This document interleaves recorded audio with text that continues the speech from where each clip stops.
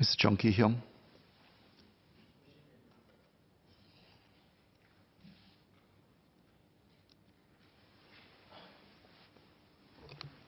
Mr. Speaker, the Fair Consideration Framework, or FCF Watchlist, targets employers that are suspected to have discriminatory hiring practices. Currently, about 350 firms are on the FCF Watchlist. Administrative and support services, construction, education, infocoms, and professional services are among the top 5 sectors which firms on the FCF Watchlist belong to. These firms employ a range of occupations, such as architects and engineers, business professionals, IT professionals, and managers, with many being paid between $3,000 to $10,000 monthly. Firms on the FCF Watchlist will have their employment pass applications scrutinized and consequently experience longer processing times.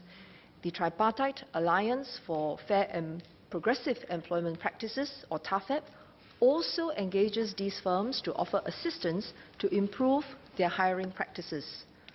To date, over 2,000 Singaporean PMETs have been hired by firms on the FCF Watchlist.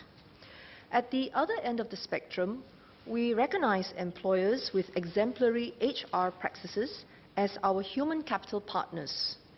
Human capital partners actively groom Singaporeans for senior positions through initiatives such as management trainee programs, overseas assignments and postings, as well as job rotations across different business functions.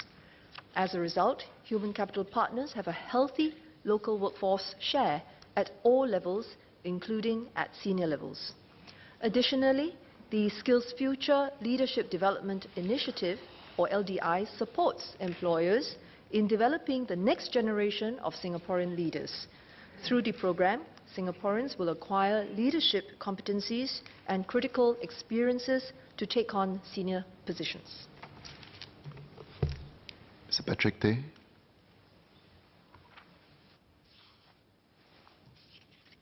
Thanks, Minister, for the reply. But I just want to ask, Minister, since the update during COS on the number of FCF companies that are on the watch list, which is 350, has there been an increase or decrease? And likewise, because of the new broadened coverage of the FCF with effect from 1st July this year, what is the Ministry of Manpower seeing? Has there been an increase or a decrease in the number of watch list companies?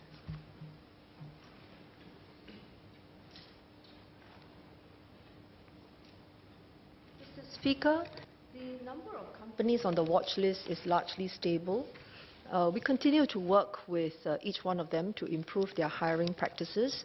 As and when we are told of companies that have practices that are suspected to be discriminatory, TAFEP will engage the companies. And our intent is really to help them improve their practices in order to be fairer and more progressive towards Singaporeans.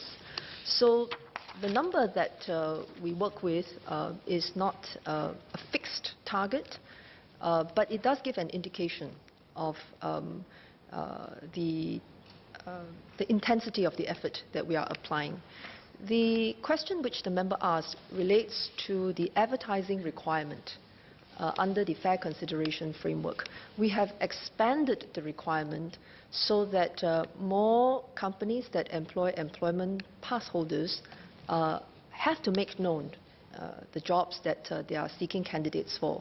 It used to be that for jobs that pay up to 12,000, you have to advertise. We've expanded it up to 15,000. You have to advertise. Then we've also requested more companies to be covered under the Fair Consideration Framework. It used to be that you have to hire more than 25 persons. Now, as long as you hire 10 or more persons, you are covered. So, as it stands right now, the advertising requirement would already cover the large majority of jobs at the PMET levels. We will continue to monitor and to make sure that the Fair Consideration Framework remains credible. Mr. Nalachmi.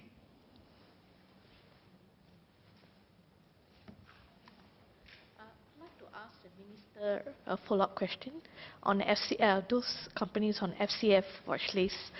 Are they still eligible for those government fundings, such as Adapt and Grow and all the others, to improve their businesses?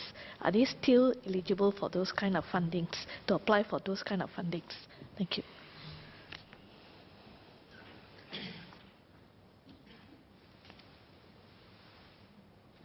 Mr. Speaker, if I recall correctly, the member had a question some months back whether one of the conditions for eligibility to apply for various government schemes, including those that are administered by the Ministry of Manpower, ought to include their support for fair consideration framework and perhaps some other schemes also.